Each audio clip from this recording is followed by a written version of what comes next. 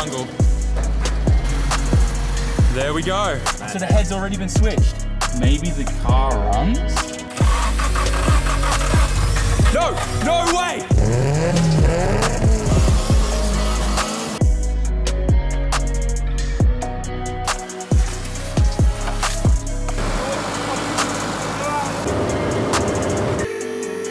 Damn, the chassis is actually pretty minty.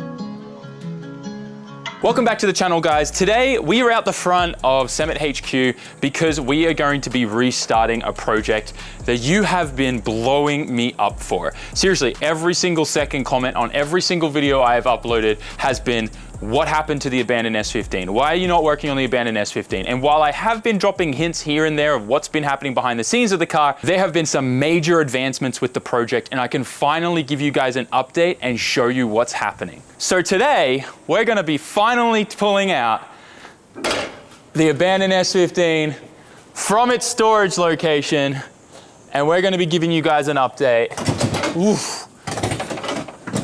on everything that's been going on. Damn, it feels good to get this thing out and about.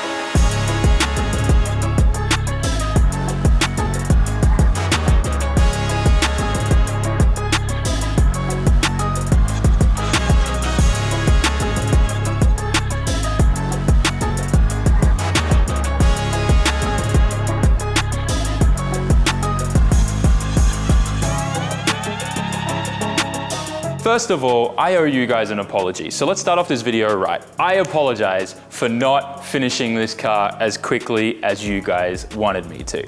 And to be completely honest, I wanted this car finished way sooner as well.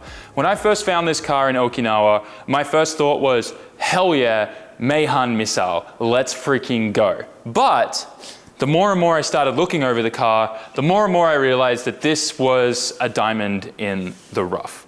Yes, there's a lot of stuff on the car that still needs to be fixed, but its bones are so good. You guys have already seen in the B-roll, you've seen previously in the other content, and if you want to catch up on the story of this car and everything is going to be linked in the playlist down below on this car. It is probably one of the biggest series on the channel, and it is something that really, really got me excited about restoring cars. This is literally a barn find and a half. Like, this is the real deal here. We found this car literally rotting in essentially the jungle in Okinawa. Okinawa is an island far down south from Japan. It's where Hacksaw Ridge is. There's a bunch of history there from World War II.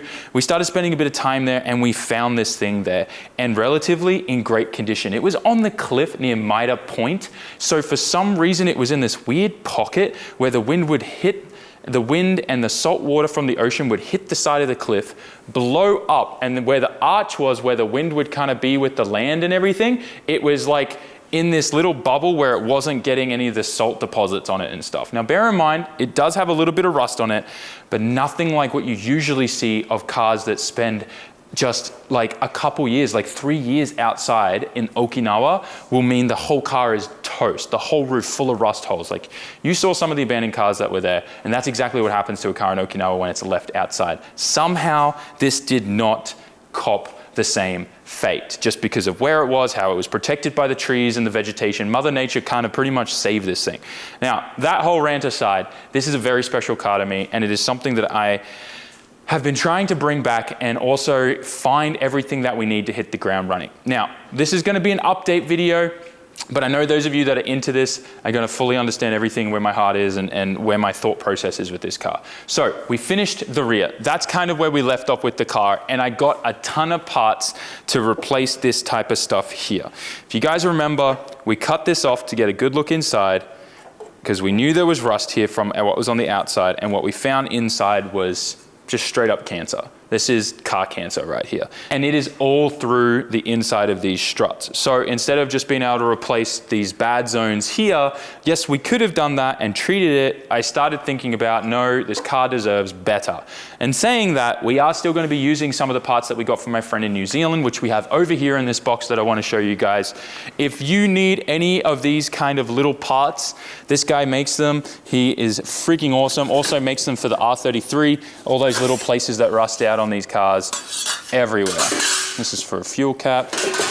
This is for the bottom other side of the car, which we'll be changing and replacing. You can see we've also got a tub kit here, which we'll talk about in a little bit. but these as well. These are the plates that we were going to just be replacing and kind of saving and repairing and patching up what was left here. If you look here, so what you see here is normally the plate goes here like that, and then this is the plate that we cut out here, and you would just kind of replace these two, right? Because this is where normally the rust is localized to. But this is so bad in there that it was better to think about replacing the whole thing. So I started digging down the rabbit hole that we all fall into with our project cars. Now you guys know this and I've talked about it before, but I do have ADHD. And what that means is things kind of come and go very, very quickly, right? I'll be like super hyped and like, let's get into this project, let's get it done. But if I stop getting that dopamine from it, then all of a sudden I lose all interest in it. So project cars, what I like to do is kind of bounce around. And I know that's kind of a typical thing, but with just normal people as well with project cars. We, obviously joke about it a lot in the car scene, but normally for every car that we do complete, there's another 7 in the backyard that still need to be completed. But anyways, look at all of this here. I went crazy. Now, these are not easy to come by, all right? And right now, I think you can't even get this anymore, this whole piece. I think if you find this piece anywhere, someone's probably selling it for like $2K, which is ridiculous.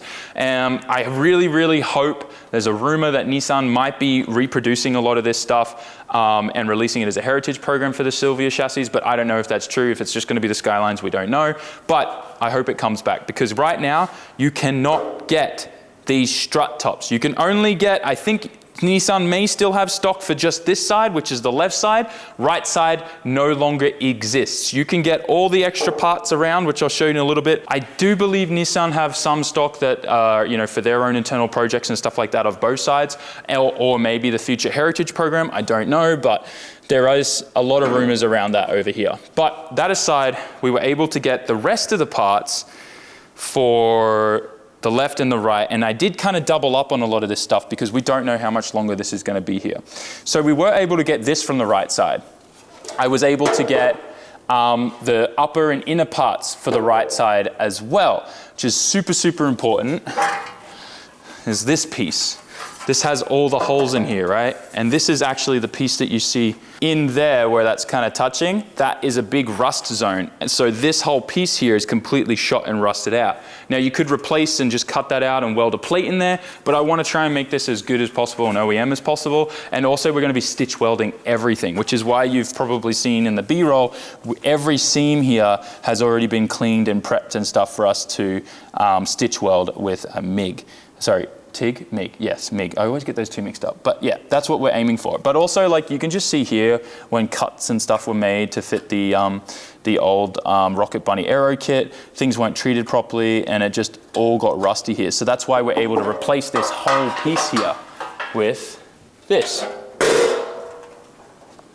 Whole brand new piece. So we're going to be able to get this piece back, which has been completely cut off and chopped there, and that's going to really tidy things up. Also, there's a bit of rust seeping through here, so we can treat everything in there, and that way this car is going to last another 20 years. This is a car that we could end up passing down to Hugo or someone else that has a lot of potential in driving and wants to get into it, whatever, right? But this car, I want it to last another 20, 30 years. So this is a good opportunity to save it while we can. So anyways, all of these parts here took a long time to collect. A lot of things were on back order, a lot of favors pulled and stuff like that, and we were finally able to get the last piece of them today. The only part we are missing is this left side strut tower. Now we don't need to change the strut towers, but when they did the tubs, look, no offense to whoever did this work, but it's not how I would have done it. Where they made the cuts and how they welded these plates on, it was not where the original seams were, and so there's a lot of metal missing, and that's going to drive my OCD insane if we can't replicate that. So if we have a look here at this, right? See how the OEM strut comes down to this seam line here and gets spot welded here? We don't have any of that material. You can see it's just all been chopped all the way up here. And what's really frustrating is how high they cut and welded that and boogered it on. Not even the aftermarket tub kit that I got goes that high.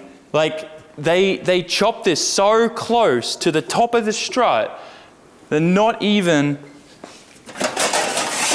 a full aftermarket tub kit goes that high. There's still at least this much gap between the top of the strut. So that then still meant that we were gonna have to potentially make that piece across the top. My OCD said no, and I was like, screw it, we're just going to try and source new tubs. So what we're gonna be doing is I am going to be finding this piece of metal here from an S14 shell in Oka-chan's storage yard that is top secret that you will never see. But there's just gonna be one secondhand panel coming for that we're gonna go cut out, and then everything else will be good. For those of you that don't know, S14 and S15 front ends are identical to the T. Everything, the radiator support, the strut towers, every panel in the front here is identical from an S14, and they're interchangeable. That's also kind of why Nissan stopped manufacturing a lot of the S15 parts, because in their mind, they're like, hey, this is old stuff from the S14 era. But anyways, that's where we're at. We've got a ton of brand new parts, and I have no idea how to install them. So that moves on to the second exciting thing about this video. I'm flying someone out, very, very special, that has experience doing this, that knows what they're doing, and someone that you guys probably all know as well in the YouTube world. And I'm really excited. This is gonna be their first time to Japan. We're dialing in the dates, but I'm hoping to get this thing smashed out probably in a month's time. All right, so keep an eye out for that. It's gonna be very, very exciting, and things are gonna start moving very, very quickly. I think we've kind of covered everything on the body of the car. From there, once that's done, it's paint and body, and we are done, and then we can start thinking about what aero kit is gonna go on this car. Initially, I was thinking Yashio factory, make it a twin, make it a blue twin, and we'll do the rem and rem thing, right, with the Atasha wraps on the two street S15s. But now I'm starting to think of maybe we should just go like original Rocket Bunny, because the previous kit was a rep kit on this. It wasn't a real one. Maybe we should make this thing a stance street car and put it on bags. What do you think, May? Another street car? All right. We'll figure that out as time goes on. But what I want to talk to you guys about is the engine package. I don't think I've shown this to you yet, but over here we have a fully prepped, good to go SR21 block. This block is sleeved. We put big thick boy Jun sleeves in here. It's all ready to rip. Fresh.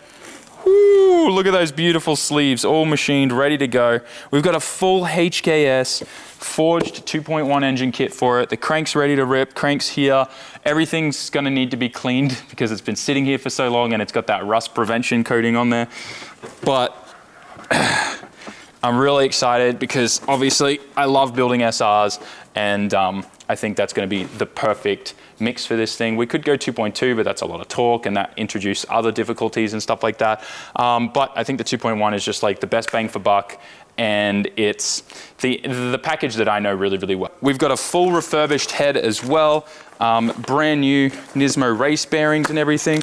Oh, huh, I didn't know I had a radium spare push-in -10 fitting for the valve cover. You know, that would have been great to know about 3 months ago when we were building Daiki's engine and I came up with a MacGyver idea. But anyways, ARP head studs, of course, guys. Everything else, brand new front cover and oil pump. Let me show you the HKS. New oil squirters, by the way, because if you remember when we disassembled the engine, some of the pistons were in backwards and they knocked off the oil squirters in the engine. Just gonna, 1, create an oil pressure issue, and 2, damage the pistons, and 3, I don't even know. Oil pan, hang on, let me get some of these goodies out.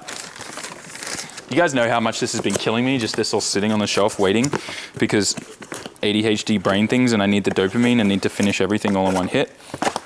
So we went with 87 mil pistons from HKS. These things are incredible. Everything is balanced pretty much out of the box. Look at that. I can't pronounce the coating on the top, but it's like something nitridium, I don't know. Anyways, some fancy name that probably is on space station stuff, but HKS puts it on their pistons and it's really good. So yeah, all in all, engine package is ready to go. It's gonna be an SR. We're gonna be probably doing the RB25 transmission behind it, which is something that we're gonna be doing on my other street S15, and we're gonna be doing straight cut first, second, third gears as well, so that it's bulletproof. I'm not really aiming for crazy horsepower anymore. I think something that I've learned and really come to terms with is like, why make above 400 horsepower in an SR? I feel like Once you go above the 450 mark on an SR, things get very glassy. When I say glassy, the SR is a glass engine, and it seems like its sweet spot is like 400. 350 to 450 is like its sweet spot. And that's also its sweet spot for the drivetrain. You know, the transmission, the diff, the axles, all that type of stuff really just start hating life and breaking and costing you a ton of money to upgrade after that. And yes, some point, I'm gonna do a killer SR, I'm gonna put a G-force behind it, it's gonna have anti-lag, it's gonna be a VE head, and we will do that later on in the channel. But for now, this is what we're working with, and definitely after going to Mayhan, it really changed my perspective on a lot of this stuff. Cool, 500 horsepower SR is awesome, and yeah, that's kind of like a flex, but let's just stick to the 400 mark, and I think we'll have a much funner time and not break as much stuff, and just be able to hang with everyone and drive. There's nothing more annoying than someone who's faster than you, who wants to drive with you, and just is constantly on your door, but you can't even get close to them, you know what I mean? Anyways, that's probably also more of a skill issue. But hey, look, I know this is a lot of talking for this video, but I'm giving you all the information so that you don't have to wonder and question what's going on with this car. And to prepare you guys and get you excited for the content that's about to come, and just remind you that this thing's gonna be on the street again very soon. A few other things I just want to show you guys about the car. First of all, I guess, is the interior. I don't mind the paint. The paint's okay, but I've actually been sourcing a ton of interior parts for it. That's actually what all these boxes are, like kind of crammed up in the corner there, is interiors for an R32 Skyline, the abandoned one out the front of the shop, which will be videos coming after this one once it's done, but also for the S15. There's 3 art pack boxes. Yes, don't zoom in too close on those. Anyways, that aside, full new interiors going in this. I had to source a different dash for it because the previous dash was the Navi one and it had a big hole in the middle. So we kind of got all that coming, and all of this wiring is getting torn out. Everything. I got a new body loom, everything for it, replacing everything. I'm not dealing with Yakisoba S15 version 2. We're good. We're good. That aside, I think it's a good idea to just show you some other things that we need to attend to. We need to fix this jam here. It's actually pretty easy to fix, so we'll be repairing that. Bit of rust there, and then the same on the exact same spot on this side as well. Everything else, S15 thing, right? Yeah, this is an S15 thing, also a Skyline thing. That's pretty much all that needs to be fixed here. Everything else is just sand it back, treat it, and we're good.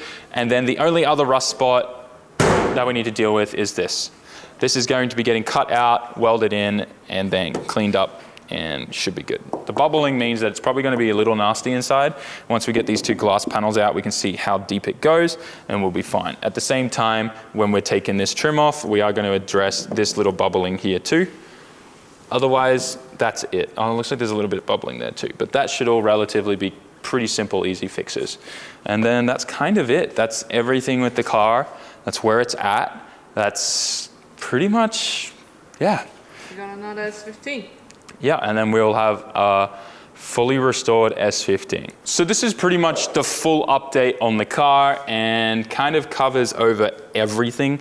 I think I didn't mention that I'm not gonna repaint everything inside. We are gonna be, actually, I'm not sure about the roll cage situation yet. Am I gonna put a roll cage? I probably will put a roll cage in it actually, just a bolt-in one. But we're not gonna be painting anything inside the car. The paint that's in there is actually pretty good, but you're not gonna see any of it because we're gonna be putting a full interior back in this thing. So it's gonna be really nice and clean, just like my street S15's interior, which I really like how that cage all worked out. You know, you gotta notch the dash a little bit for it and stuff like that. But having a roll cage in these things, it's just something that I really think is important. You know, it scared the living hell out of me driving that car over 250 k's an hour and it doesn't have a cage. And I thought about that after the fact and was like, I'm gonna put a cage in that. So we're gonna be pretty much caging all my street cars. But anyways, that aside, this has been your update on the abandoned S15. Get excited. We'll be pretty much, once we start working on this, it will be non-stop content on this car until it is pretty much done. And then at that point, it'll go to the body shop, it'll come back, and we'll be ready to start putting wheels on it and rolling it, which I'm really excited about. Then after this will be the abandoned R32 Skyline out the front that we've been collecting parts for, all those boxes up there, and we'll go from there. I'm just the kind of person that I don't want to start something unless I know that I can finish it. And this has been the bane of my existence forever in the back of my head, and I'm like, I just want to get this car done. Same with my other cars, right? You know, I said that this year was the year of redemption and me getting all my project cars done. We got the Skyline running. we got a wagon R somehow. Well, yeah. The wagon, yeah. And then obviously we built the FD car, and you know, competing, you never really understand how much of your time it's going to consume until you actually are in it, and then you're like, wow. But that aside, we obviously rebuilt the Chaser as well, which was super cool, which it now needs to be rebuilt again. The street car, we're just waiting for a transmission to arrive from Nissan for that, and then it's all back together, dropped off at the body shop, and that's back on the road with a new aero kit. There's not much really that really has to be done to this except, you know, bolt on a turbo transmission and we're good to go. But yeah, that's kind of it. Everything else is just abandoned R32 Skyline, and then maybe the content in between while we wait for our friend to come visit us to finish this is revealing another car that I have in another island of Japan. Nani? You guys aren't ready for that. That's going to be a good one. Something that I've talked about a lot that I've wanted to get, this particular car. Yes, we've been hinting. Yeah, we've been hinting about it, but also I've owned it for over like a year and a half now, maybe 2 years. And never went and picked it up. Never went and picked it up. Never even seen it in person yet. Just paid the guy, PayPal'd him money and said, yep, I'll come get that, and forgot about it. Classic SAMMIT. Yeah. So maybe in the next video, we'll jump on a plane and go check that out. Thanks for watching, like, commenting, sharing, and subscribing, and listening to this podcast Talking Sam video. Go support us. Go buy some SAMMIT merch. We're throwing in all the little engine pieces from the K engine that blew up in with your order. So if you place an order, you get a little piece until they all run out, and there's a whole engine. So there's still lots of parts. I think we've already there's still tons left. You're good. Get a camshaft. Get a shaft in your package. How's it go? He said, son, when you grow up, would you be the savior of the broken, the beaten, and the damned? He said, will you defeat them, your demons, and